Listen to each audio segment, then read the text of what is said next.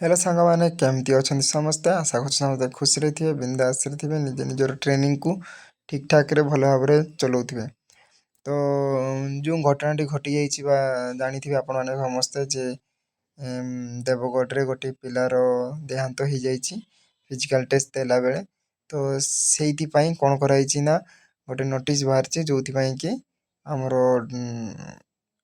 स्थगित रखाई physical test को। तो ये कौन लिखाई देखो विज्ञान पत्र संख्या 140 गृहरक्षी तरफ आसतु 27/3/2025 तारीख अनुजाई समस्त प्रार्थी मान अवगति निमंते जन दि जाऊँगी कि 3/4/2025 तारीख ठारू 25 तारीख केते 3/4 अच्छा हाँ 3 तारीख ठारू 10 तारीख पर्यंत एप्रिल मास 10 तारीख पर्यंत 10/4 पर्यंत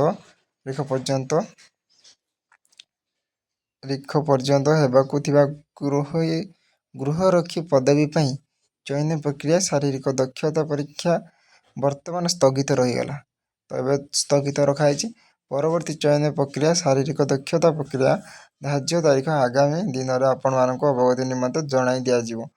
तो ये तो वर्तमान आमर स्थगित रहीगला किंतु पर आमको जनईदेवे। तो जनइले आम आपको निहाती कमेंट आम आपको निहाती वीडियो माध्यम जनईदेवु।